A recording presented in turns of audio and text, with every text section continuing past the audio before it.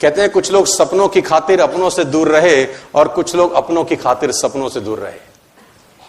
कुछ सपनों की खातिर अपनों से दूर रहे, कुछ अपनों की खातिर सपनों से दूर रहे। मैं आपको बताना चाहूंगा, कुदरत आपकी मेहनत का एक जर्रा भी जाया नहीं करेगी। एक जर्रा भी आपकी मेहनत का जाया नहीं होता कभी भी जिंदगी में, बशर्ते आप उसको नियमित करते रहें, नियमित तौर पे करते रहें। और कीमत तो अदा करनी पड़ेगी। आज कीमत अदा कर दो, जिंदगी भर ऐश करो, या आज ऐश करके जिंदगी भर साला उसकी कीमत चुकाते रहना। कीमत तो अदा करनी पड़ेगी। You have to pay the price to become a successful human being. आपको रोज कुछ ना कुछ कीमत अदा करनी पड़ेगी। ये इतना आसान होता तो सब ना कर लेते। मैं फिर कह रहा हूं आपसे, देखो मैं आपको बताना चाहूंगा, 50,000 रुपए की कहीं नौकरी भी लगती है ना, तो इंटरव्यू होता है तुम्हारा यार। हेलो, होता है कि नहीं होता? और नौकरी अगर 1 लाख रुपए की है तो इंटरव्यू तगड़ा होता है कि ढीला होता है? तगड़ा होता है। और नौकरी अगर 5 लाख रुपए महीने की है तो इंटरव्यू कैसा होता है? और नौकरी अगर 10 लाख रुपए महीने की है तो ठुकाई होगी कि नहीं होगी? जिंदगी में बेहतर होना है तो ठुकाई ज्यादा बेहतर होगी सर। और वो ठुकाई करेगा कौन जानते हैं? 20 साल का था मैं जब मैं ग्रेजुएट होके आया इन 1998। I become graduate from DAV college Faridabad. घर आया, काले रंग का टोपी हमारा मिलता था हमको, कन्वोकेशन में क्या बोलते हैं आप लोग उसको, चोगा सा होता था, वो किराए पे मिलता था 25-50 रुपए। कभी हाथ बाहर निकल जाता था, कभी पैर, है ना, वो किराए पे मिलता था। हम घर पहुंचे और पिताजी को बोला, और ये सच्ची घटना है जीवन की। पिताजी ने बोला, मैं पिताजी को बोला, पिताजी I am graduate, what is for me now, मेरे लिए क्या गिफ्ट है? तो मेरे पिताजी ने बोला, please come, you have a loan of 300 rupees, 3 lakh rupees you have to पे।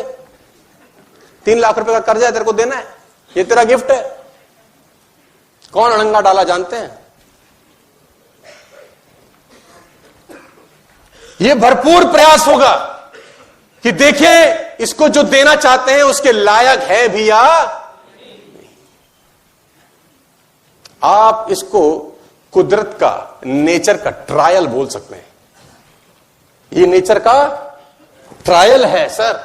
आपको तकलीफ हो रही है, लोग मना कर रहे हैं, टेंशन दे रहे हैं, घर में आपका विरोध हो रहा है, तो ये नेचर का ट्रायल है। वो देखना चाहती है कि लायक है या नहीं। और मैं आपको बताना चाहूंगा, अगर एक बार आप कुदरत से जंग लड़ लो और जीत जाओ, कुछ समय के बाद ये कुदरत सहयोगी हो जाती है तुम्हारी। यही कुदरत जो तुम्हारे आगे परेशानी खड़ी करती है, एक दिन यही सपोर्ट में आके तुम्हारे खड़े हो जाएगी। और अगर कोई अड़ंगी डालेगा भी सही तो पैर उठा के फेंक देगी बाहर। फिर पहले विरोध करेगी, फिर सपोर्ट करेगी। आपको क्या लगता है सर, सारा खेल कुदरत का है। राम जी को राज तिलक हो रहा है, सुबेरे देखो, सुबह राज तिलक हो रहा है।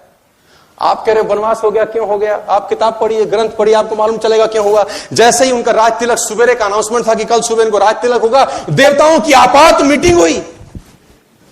देवता ने बोला, ओ तेरी, ये तो कह रहे थे हमने तुम्हारे लिए अवतार लिया है, ये तो राजपाट संभालेंगे तो रावण मारेगा कौन।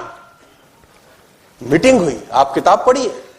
सरस्वती जी को बुलाया गया कि माता आज की रात है, बस आज की रात है जिंदगी, कल तो खेल बिगड़ जाएगा। मां ने बोला क्या करूं? बोला मंथरा की बुद्धि फेर दे।